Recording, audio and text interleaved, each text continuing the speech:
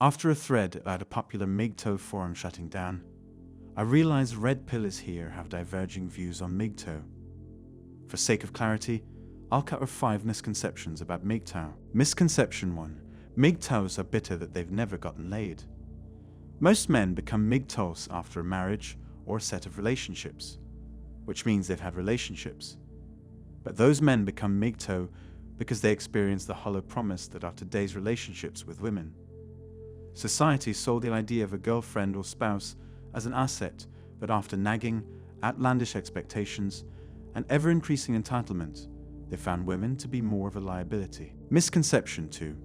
Whatever their past life, once a man goes Mito, then he abstains generally Mgtow solitars that are a conveyor belt towards marriage, and few Mgtows get married after taking the red pill. The dating activity of Mgtows, however, varies widely. On the main Mgto forums, some have GFs, some date casually, some are into game, others are even married. A main observation of Mito is that women are overrated. They have always been overrated by society to encourage men to marry and pump out more work slaves. This overvaluing of women happens amongst men as well, in that men will judge one another's value on his ability to court women. Feminist relaxing of social constraints on female mate selection criteria changes that.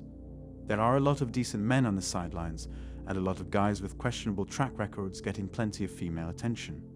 But either way, to be a man in yesteryear was to win a woman over for marriage, and today it means gaming a chick into bed.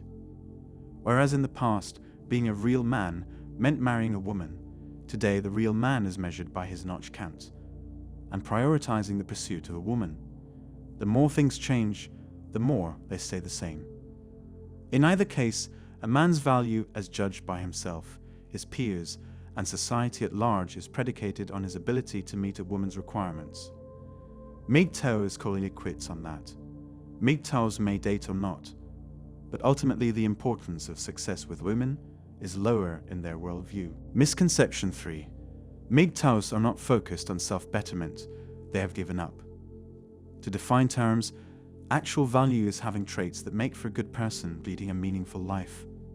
Actual ability, actual traits of good character. Let's start with the most basic character.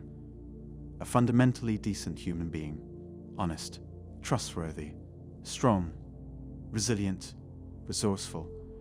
These are traits of someone who is a good friend, a good worker, a good person all around to know. Then there are abilities.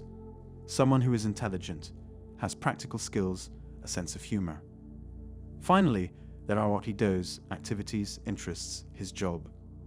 SMV, for men, are male traits that women find attractive. Now naturally there may be some overlap between the two, but the general sentiment amongst the Mgtows is that today, SMV and AV may be more misaligned than ever. Today, a guy like Kevin Federline is preferred to a guy with actual value. Whereas having a full sleeve tattoo may not put you in a great position for the corner office, it can help your SMV.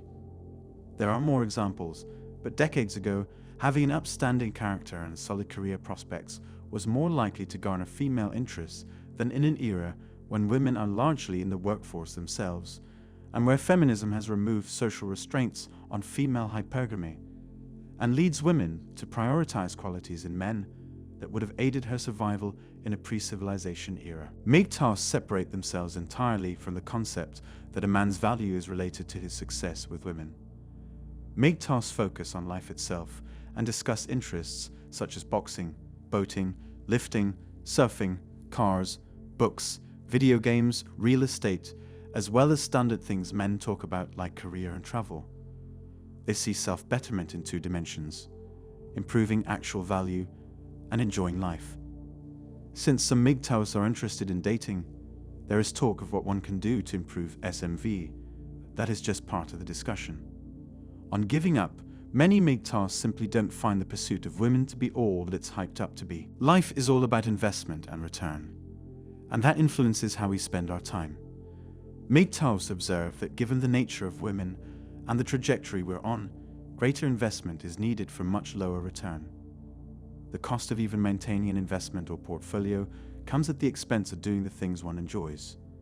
That's why many Mgtows who've come out of relationships aren't champing at the bit to get back into one. Misconception 4. Mgtows are hermits who are basement dwellers and shun all social interaction. Ghosts are a subset of Mgtows who seek to minimize social interaction. But they are only a segment of Mgto in general.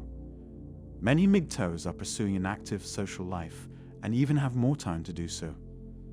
There is no central mouthpiece of Mgto, and everyone is free to articulate their philosophies.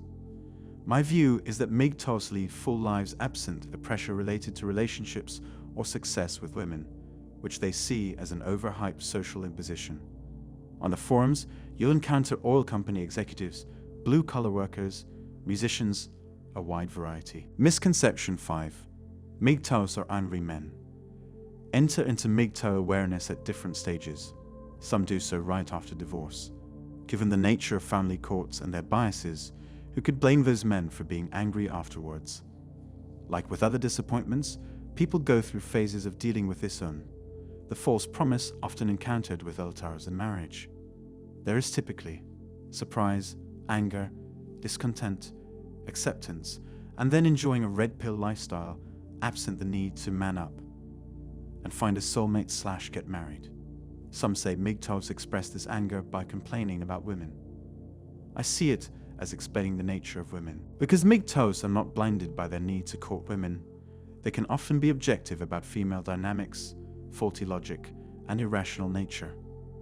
As Bill Burr says, women are constantly patting themselves on the back for how difficult their lives are, and no one corrects them because they want to get laid. Mgtows don't have this problem, and often can be effective on calling women on their BS rather than justify female behavior for any number of reasons.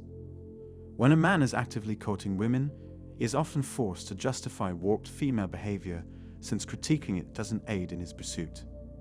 It is simpler to characterize it as justifiable behavior rather than acknowledge that certain female behavior has gotten worse, not due to biological changes, but a more hospitable culture to female nonsense in general. Misconception 6.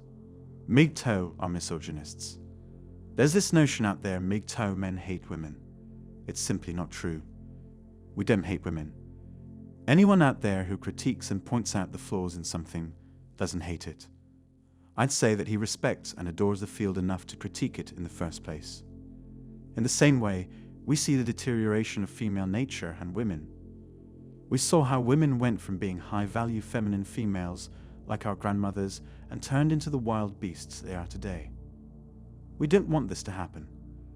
We don't want women to get drunk and flash random dudes and act like animals in clubs. We don't want them to play around with multiple men and then hit the wall. We want society as a whole to realize these realities about life and the world and adjust accordingly. We don't hate women. We just want the world to know that the modern lifestyle of women is not beneficial to everyone. In the end, it only causes disarray and chaos in society. It's better if we turn things normal to preserve our civilization. Final thoughts. Red pill is a starting point. From the red pill, based on our values and preferences, we can go in different directions. Blue pill society has rigged the game against men, and the red pill is about finding the right countermeasures to live life and enjoy it. The history of the manosphere has been that our sense of pride in validating our own life choices have often led us to cut down other men not following the same exact path. We may not agree with each other's approach, but hopefully we'll acknowledge the validity of differing approaches. That's all that matters in the end anyway. That's it. Don't forget to like, comment, and subscribe to my channel. It motivates me to create more content for you. See you next time. Cheers.